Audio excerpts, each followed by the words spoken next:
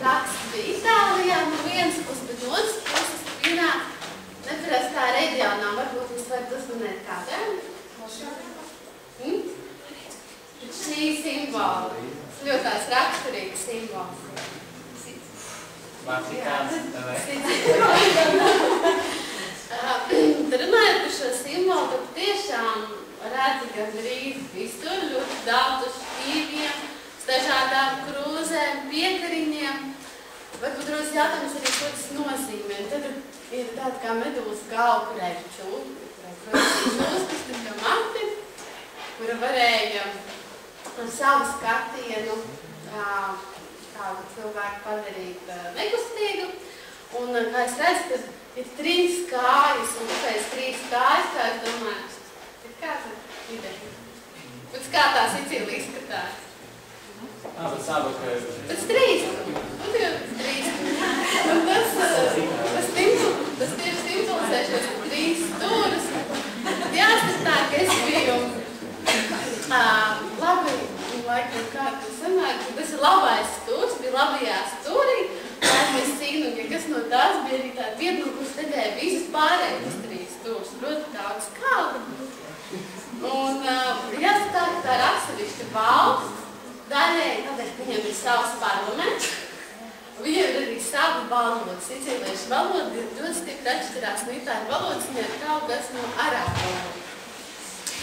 valodas. Tad, kad es tiku Mesīnā, vispār ļoti skaista pilsēta, un es redzu, ka tā osta ir tāda kā pusmēnesis veidā. Un, ja tā ieskatās, tad pašā centrā ir statuja. Un es tev statuju nedaudz parādīšu. Tuvāk arī es esmu. Tā statuja, tā ir Svētā Marija. Un tad ir statuja tā. Kuras tad ir rakstīts viņas vēlējums Mesīnas iedzīvotājiem. Jo tad, kad viņi nolēma pieņemt kristietību, tad viņi devās pie šīs Marijas, un viņiem vēstur 43. gadā ir vēlēm. Un tad tā statujas pieteikumi ilgu laiku, un tās kā svētības. Un tad tiešām man ir jāsaka, ka cilvēks ir ļoti reliģiāls, ka visi situācijas, kad man slimnīcā par uzmanību, vienmēr ir pastāvinājusi kaut kāda druskas kāds, vai arī kaut kādas ikonas, vai lūkšanas. Un tas ir viņiem tā kā diezgan normāli. Un katru rītu mēs pavadāmies ar Ave Mariju uz visu pilsētu. Tā diezgan interesanti neparasti. Tās ir kopmītnes, kurās. Un es nofotografēju to skatu. Man bija būtībā no loga dažādi krūmi un ļoti daudz putnu. Un tā diezgan neparasti dzīvot. Kopmītnes kopumā bija arī ļoti labs. Bet daži trūkumi bija ļoti karsti, 44 grādi pēdējā nedēļā. Kondicionēs nebija un nebija arī internets pieejams. Un tas varbūt tā kā nedaudz apgrūtināja. Tomēr varēja lietot slimnīcā, kaut ko vajadzēja tā kā liela problēma.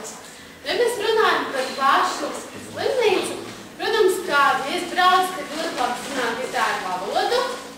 Ārsti labi runā angliski, lielākoties reti, kad nerunā. Ja jūs esat ķirurģijā, kā tā nav problēma.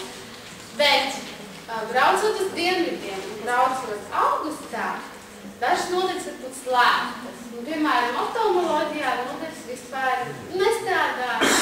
Tad Loros bija tā, ka viņi pieņem tik apūtos pacientus, piemēram, vienreiz dienā. Daudz ārstu pietvarinājumā, tajā nodaļā, kur es biju, bija tikai 8 pacienti un 5 ārsti. Un tas arī varbūt diezgan pārsteidzoši, ka viņiem bija tik daudz ārstu. Un ir arī ļoti labi attieksme pret jebkuru pacientu, ļoti ievērts anamnēzi, tā kā propedeitikā, un tur nevar nepajautāt kādas bērnības, slimības, tā tālāk.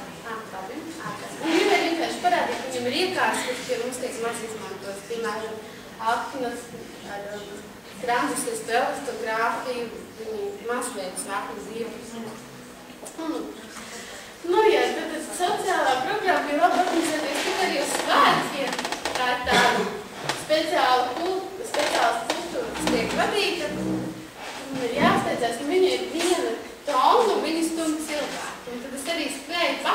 ļoti jauki. Te arī viņiem ir milzi tā kā dibinātāji vesela leģenda par to, kā Nerītaros daudzas izplērēja. Viņa organizēta 3 braucienu, viens bija ar Džento, tas ir romiešu templis. Tad bija arī ceļojums uz Zēšanu, tā ir mana kolēģe, kurš kopā dzīvoja no Malaizijas. Tā kā kopumā bija 40 cilvēki un varēja iepazīties ar ļoti dažādām valstīm. Tā ir Taurīna, Kalnēns, Turorgs, varēja iet uz jūru katru dienu. Tas ir grieķu teātris, jo arī Grieķi bija kādreiz okupējis. Un Mesīna ir slavena dažādiem pulksteņiem un būtībā viss tas kustās noteiktā stundā. Mums ir ļoti daudz draugu, var atrast jebkuru raksturu, gan klusāks, mierīgs, arābus, gan arī daudz bērnu. Tā kā uz jebkuru galvi, lai kāds izskat raksturs iespējams, un protams, ir arī daudz bālītes, un tā skat arī tās pārģerši, tās nepārģerši. Jā, paldies!